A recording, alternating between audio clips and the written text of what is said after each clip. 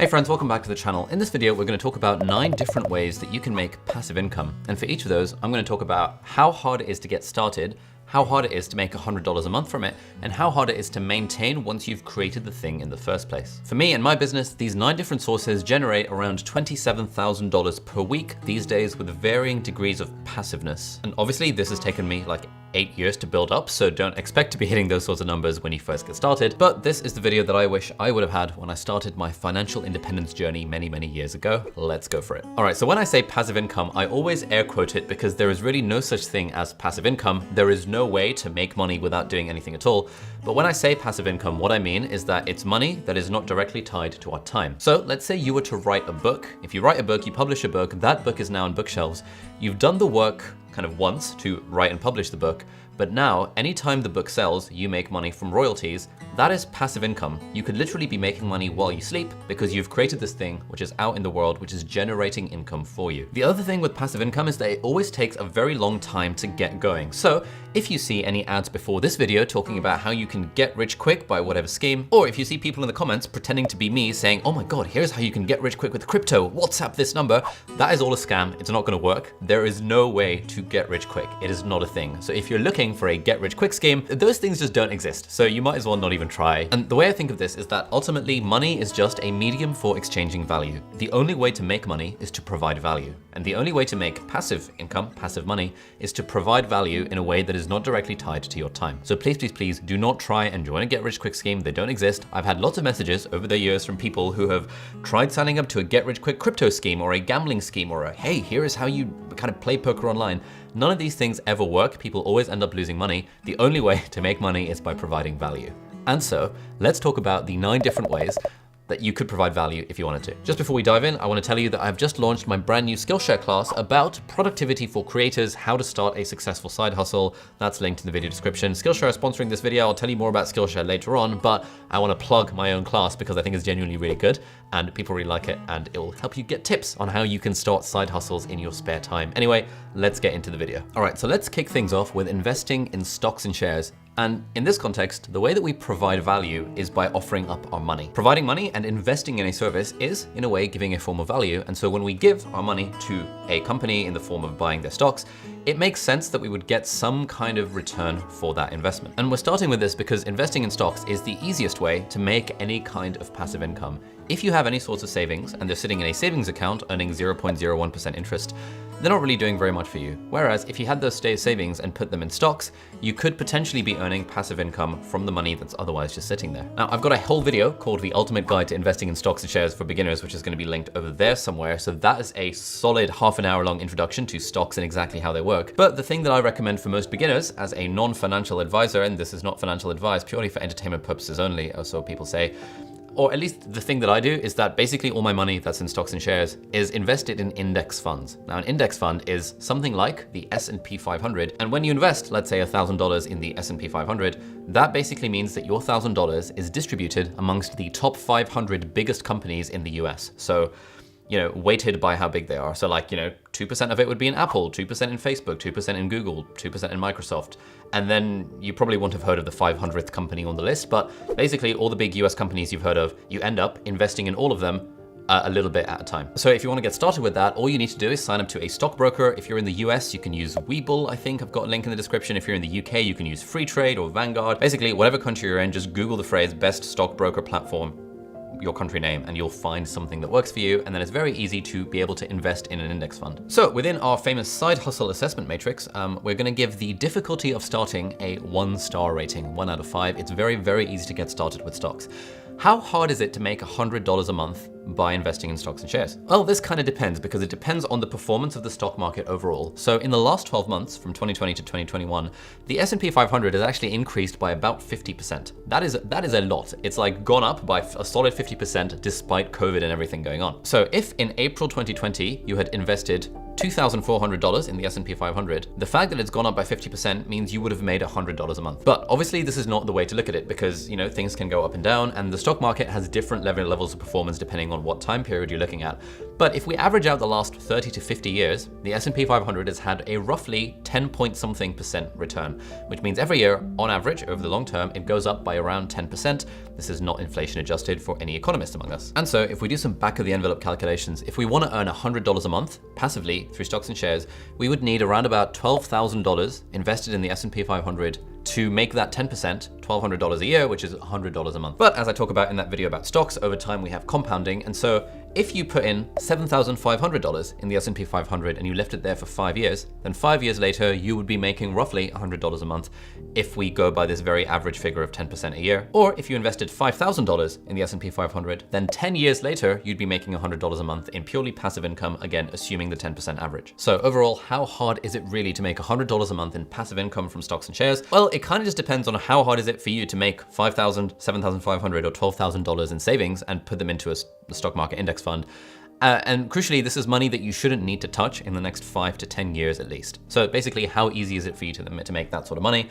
Obviously varies massively depending on which country you're in and what your circumstances are and what your job is.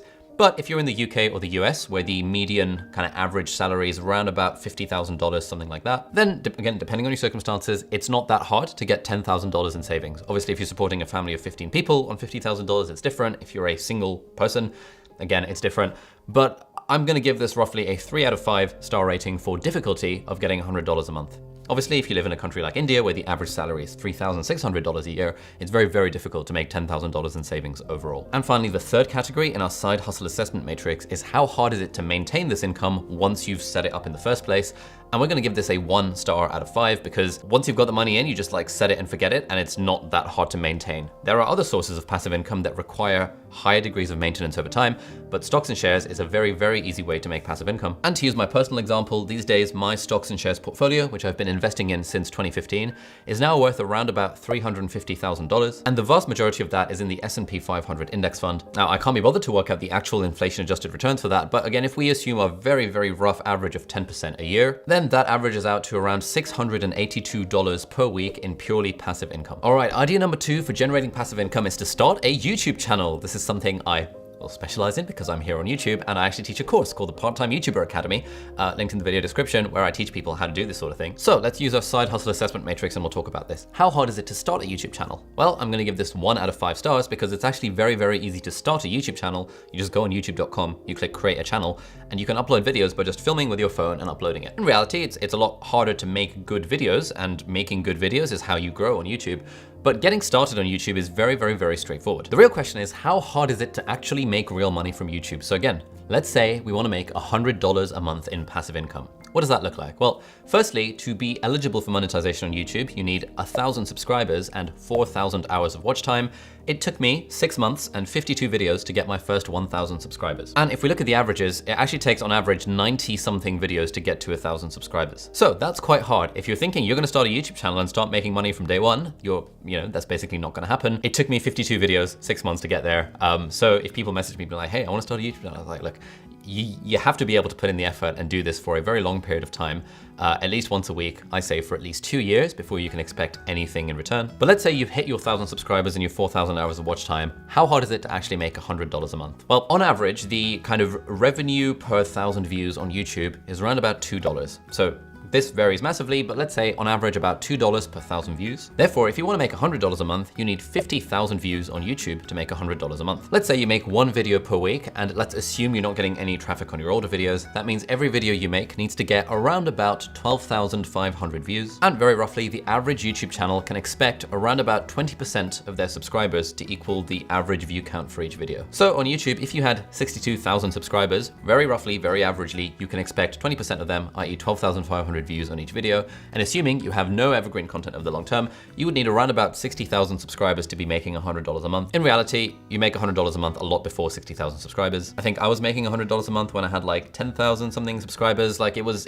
fairly early on. But when it comes to assessing how hard is this to do, I'm gonna give this a 4 out of 5 stars. It's actually very hard to make compelling YouTube videos, and it's very easy to get started, but it's hard to do well. It's totally worth it. It's a great skill set. It's really fun. You get to meet people across the internet. You get to learn how to talk to a camera and how to film and video edit, and it's really great. but it's very hard to actually make money from YouTube. Finally, in terms of effort to maintain, like actually getting that first 1,000 subscribers is a lot harder than keeping it growing. Because once you've got 1,000 subscribers and once your channel is growing, it means you've landed on a formula that works. And so maintaining it then becomes easier than starting from scratch. And so in our side hustle assessment matrix, we're gonna give maintenance of a YouTube channel passive income stream to be around about 2 out of 5 stars. To use my example, I made 70 videos before I started making any money from YouTube AdSense. And these days, the YouTube channel makes around about $12,000 a month in passive income from YouTube AdSense. Now, again, this is not entirely passive because I keep on uploading new videos, but actually the bulk of the amount of money that we generate from ads is from older videos rather than videos that were uploaded this month. So with that caveat, $12,000 a month passive income is around about $3,000 a week thanks to this YouTube channel and thanks to you guys for supporting it and all that stuff. There are other ways of monetizing YouTube like brand deals and like selling merch and this all other sort of stuff, but it doesn't really count as passive income through YouTube, which is why I'm not including this in this side hustle assessment matrix. Idea number 3 for making passive income is to start a podcast. This is generally easier than starting a YouTube channel, although growing a podcast is a lot harder than growing a YouTube channel because podcasts themselves don't really have a algorithm that's helping them grow. In fact, a lot of podcasts grow by having a YouTube channel, which is kind of weird. Right, so how hard is it to start a podcast? Well, again, 1 out of 5 stars. It's very, very easy to start a podcast. Go on anchor.fm and you can literally use your phone and you can pass your phone around between you and your friends and you can start a podcast. You can use a website called riverside.fm that I've recently invested in as an angel investor. Riverside makes it very easy to record remote podcast interviews. It's very, very easy to start a podcast. But how hard is it to make $100 a month in passive income from a podcast? Well, again, this is not quite passive income because the way podcasters make money is by relying on brand deals. There is no YouTube AdSense for podcasts. And so you need a sponsorship or a brand deal to make any money through your podcast, generally speaking. And apparently you can expect to make around $18 for a 30-second ad in a podcast and $25 per 1,000 views or 1,000 listens for a 60-second ad. So if you want to make $100 a month, and assuming you have a stream of sponsorships who are giving you that level of sponsorship deal based on your download numbers, you would need around 1,000 downloads per episode if you have a weekly podcast. So you would have 4,000 downloads a month. And if you're putting a 60-second ad in there for $25 per 1,000 views, that would make you around about $100 a month by having 1,000 downloads per episode and 4 episodes per month. This begs the question, how hard is it to get 1,000 downloads per month? Well, it's a lot harder to get 1,000 podcast downloads per month than it is to get 1,000 YouTube views per month because again, YouTube has so much distribution built in. It's different to podcasts. Also, loads more people are on YouTube than on podcasts. But if we look at the stats, then it's the top 20% of podcasts in the world that get on average more than 1,000 downloads per episode. To use a friend of mine as an example, my housemate Sheen started her own podcast around 5 months ago. There will be a link to that in the description if you want to check it out. And on average, her podcast gets round about 400 to 500 downloads per episode. This is not bad at all, especially considering she started 5 months ago and had 0 audience when she started, so she didn't have the unfair advantage that I did when starting my own podcast, for example. And because she's just launched season 2 of her podcast and has just started posting videos about it on YouTube, that will really help the podcast grow. And I'm pretty sure that in the next 6 months, she'll be getting to a point where she can quite easily make $100 a month from her podcast. So going back to our side hustle assessment matrix, starting a podcast, 1 out of 5 stars. Making $100 a month, I'm gonna give that a 3 out of 5 stars because it's hard, but not as hard as maybe monetizing on YouTube where you have this minimum threshold. And finally, maintenance, well, it's not really passive income because you do have to keep on making podcast episodes because the brand deals are associated with that. But again, once you've stumbled on a formula that works, once you know how to be a podcaster, it's easier to continue going once you've already gotten started, as is the case with most things. And so in terms of maintenance of the podcast, I'm gonna give that 2 stars. To use me as an example, so me and my brother have a podcast called Not Overthinking, link in the video description if you wanna check it out. But we make around about $625 per week from the podcast overall, from brand deals and from our membership. All right, so idea number 4 for generating passive income is to become an affiliate marketer. Affiliate marketing means that you are selling other people's products, but you're getting a percentage of the sales from those products. Now, apparently, 48% of affiliate marketers globally earn $20,000 a year, which is $1,660 a month, which is actually not bad at all. Like, people are doing very well with affiliate marketing overall. So how hard is it to get started with affiliate marketing? Well, I'm gonna give this a 2 out of 5 stars. Basically, you can just sign up to an affiliate program like Amazon Associates. So Amazon have their own affiliate program, which I think is probably the biggest in the world. And then once you have your little special links, you can post those on your website or on Twitter or on social media or whatever. And if people buy the product through your link, or in fact buy any product on Amazon through your link, you'll get like some tiny percentage of the sales. So pretty easy to get started with affiliate marketing, but how hard is it to make $100 a month? Well, this is actually kind of hard. So let's say you had a product that was $50 that you were trying to sell and you were getting 5% commission on it. That would be pretty good. Amazon doesn't offer nearly as much as 5%. It offers like 2 or 3%, something like that. And let's say your average conversion rate, i.e. people visiting the thing versus people actually buying the product after visiting the thing, let's say that's 1%, which is pretty reasonable for a conversion rate.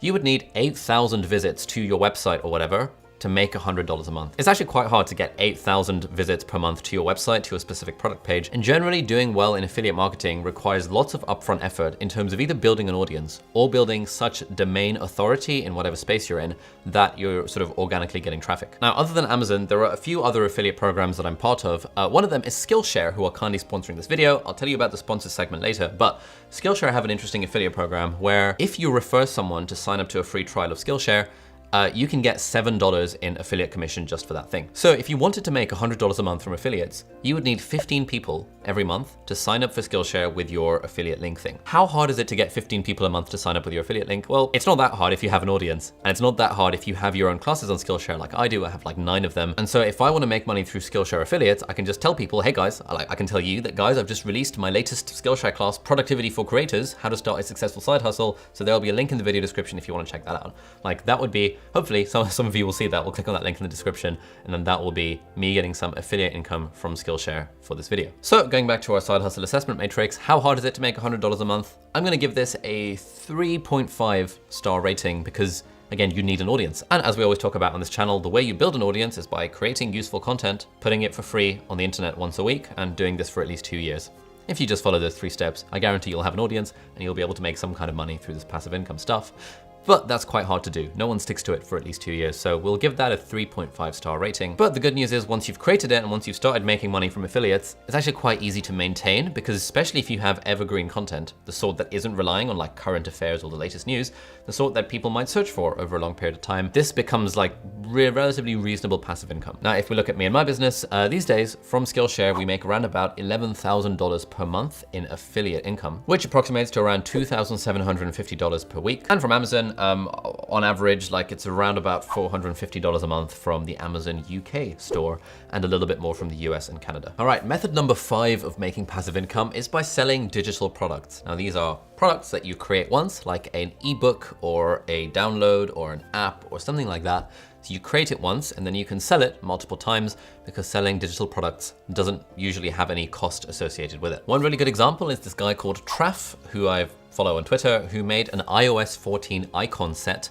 and sold it for like $30 a pop a few months ago, and ended up making, I think, like $300,000 in the course of like a few weeks, just because loads of people around the world wanted to buy his icon pack. So he put the work into creating the pack, and now he's selling it for lots of money. Another example is my YouTuber friend Oliur, who has made, as he says, $700,000 from selling his website Tumblr themes since 2014. So he made the website themes for Tumblr, he sells them, and he makes $700,000 on average, well, overall, since 2014. That's pretty cool. So how hard is it to get started making digital products?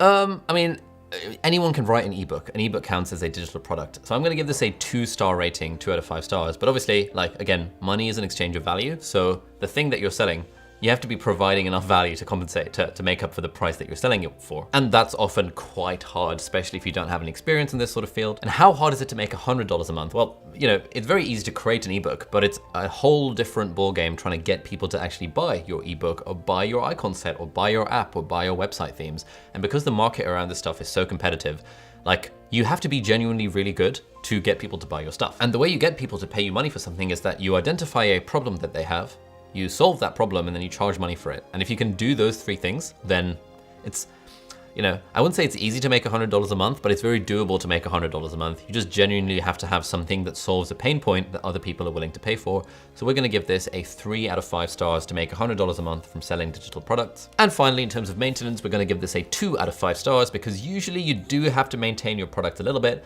but it's often easier to do. Like, it's much easier to maintain a product than creating a product in the first place. Idea number 6 for passive income generation is to create an online course. Now, online course is sort of like a digital product, but generally online courses are in video format. In fact, this whole video is so long, it could basically have been an entire online course. Maybe I'll do one about this very topic. And in terms of getting started, we're gonna give the starting difficulty a 2 out of 5 stars.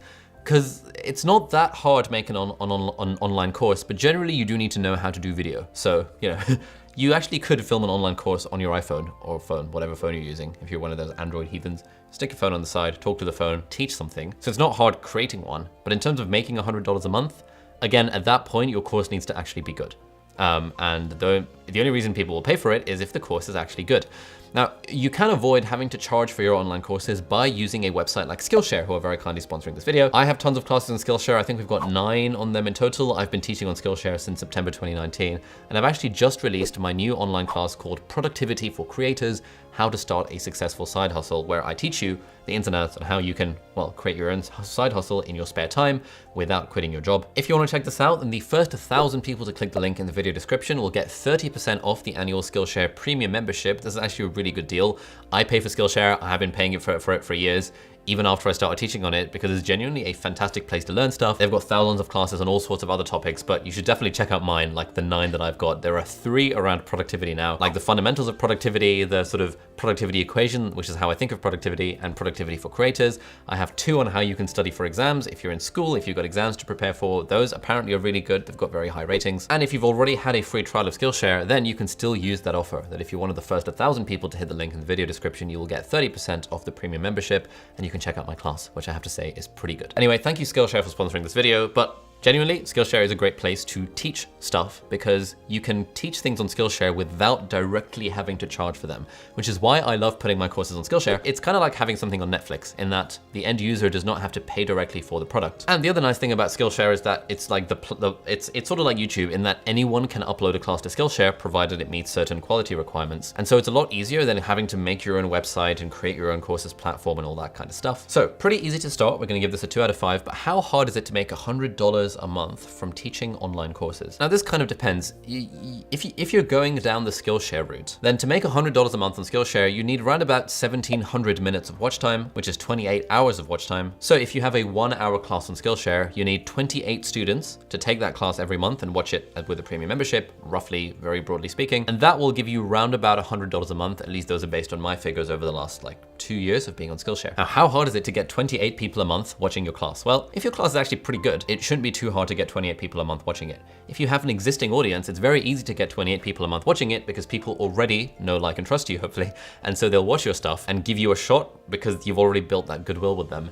But the nice thing about Skillshare as a platform is that they have like their own algorithm. So the good stuff rises to the top. So if you genuinely have a really good class and you put it on Skillshare, then even if you don't have an audience, there is still a high chance that if the class is actually good and people watch it a lot and people recommend it and give it high ratings, it will rise to the top and it will start getting recommended to people who find it on the Skillshare homepage or who search for it specifically. The other way of making $100 a month from a course is to just charge $100 for a course. And then if you do that, you just need 1 sale every month. So how hard is it to get 1 person a month to buy your course? Well, again, if it's good, you know, the world of online education is exploding so much. Every year, more and more money is being spent on online education, especially with the whole pandemic stuff. So if you have a valuable skill that you can teach, I think courses are one of the best and one of the best ways of making passive income because it's fun to create a course, you can teach stuff, you don't need that many technical skills like making a website or anything like that. Just shove it on Skillshare and then people can take your course and learn on the internet and like, you know, it's just cool overall. And the nice thing is that once you've made the course and once you're making $100 a month from it,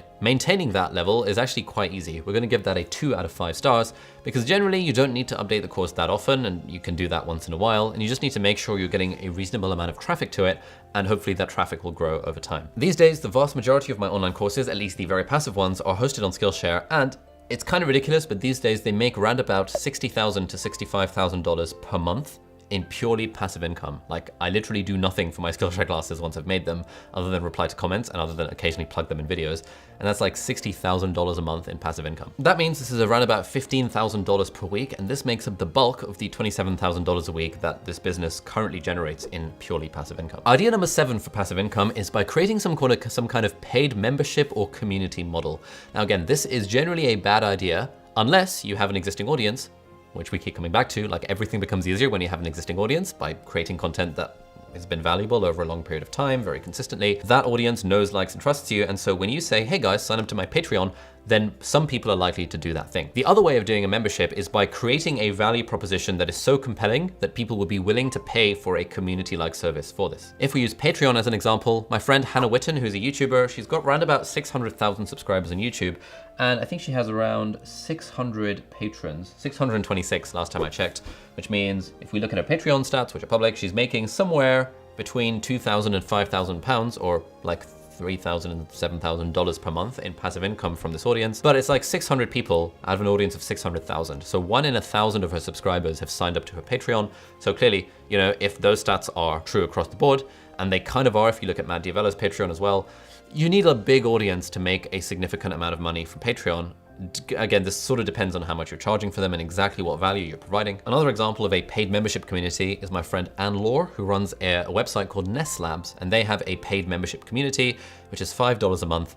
And she started this, when was it? In summer of 2019. She had 0 audience at the time, and she just wrote 100 blog posts over 100 working days and built up an audience such that in March 2020, when she launched a membership, she had some paying members for it initially. And I think last month, she's just passed $100,000 a year in annual recurring revenue, which is pretty awesome from something that started less than 2 years ago. So how easy is it to start a membership program? Well, it's actually very easy. We can give this a 1 star because it's very easy to start one. You just make an account on some kind of membership platform like Patreon.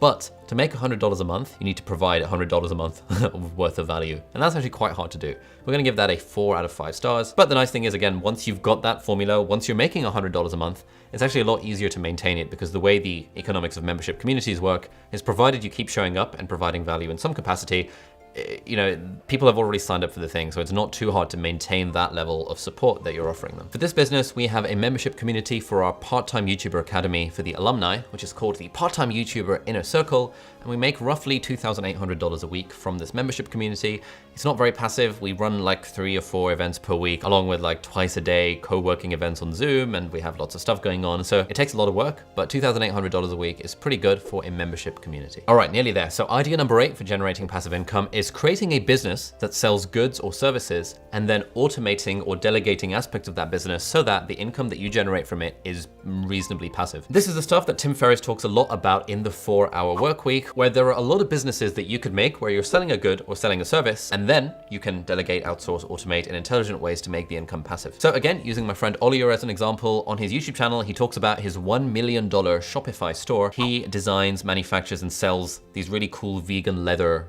kind of desk accessories and bags and mouse pads and that kind of stuff. And this was loads of work in setting up, but now he's got a team of 3 other people that manage the business. And so he spends proportionally less of his time running that business. And so it's sort of passive income for him, even though these days he still does spend around 10 hours a week maintaining things. Equally, if you're going down the service route, I've got a friend who runs an Instagram and Facebook ads marketing agency where he has clients who pay him I think a few $100s per month to manage their Facebook and Instagram ads. And for him, it's like a small amount of work initially to set up the Facebook and Instagram ads, but then it's sort of automated and he's got a team around it and he's using things like Zapier to automate aspects of that business so that each month he has to do a very small amount of actual work to keep it ticking along. So these are different ways of generating passive income from a kind of goods or service-based business, but it's quite hard to get started with this stuff. To get started, we're gonna give this a 4 out of 5 star rating because again, you need to create a business and it's quite hard to make a business that genuinely provides value.